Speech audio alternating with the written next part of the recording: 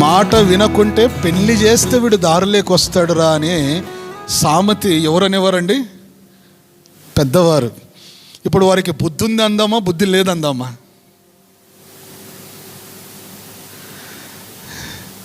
ఎవరికి పెళ్లి చేయాలి?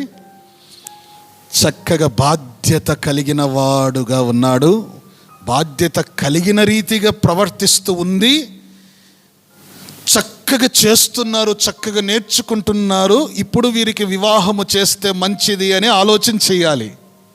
చాలామంది ఏం ఆలోచన చేస్తారు? తప్పు మార్గములో ఉన్నారు, పెళ్లి చేస్తే ఇతడు మంచి మార్గం. ఇలాంటి వాళ్ళు చాలామంది నాకు ఫోన్లు చేస్తారండి. చాలామంది అడుగుతారు, పాస్టర్ గారు అందుకే మేము ఆలోచించాము, ఏదో పెళ్లి చేస్తే బాగుపడతారు.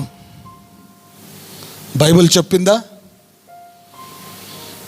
బాగుపరిచి వివాహము చెయ్యండి. ఆమేన్. బాగుంటే వివాహము చెయ్యండి, మార్చి వివాహమును చెయ్యండి. దేవునికి మహిమ కలుగును గాక. వివాహం అంటే ఎలాంటి వారిని తెచ్చి ఆడ కూడబెట్టి ఒకటి చేయడం కాదు. వివాహము పరిశుద్ధమైన బంధము. ఇది దేవుడు సృష్టించిన బంధము.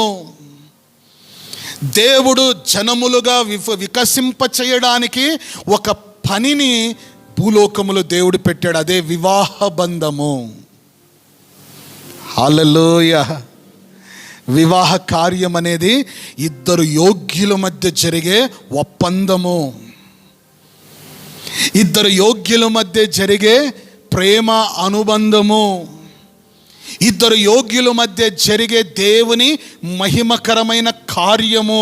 అది వివాహము.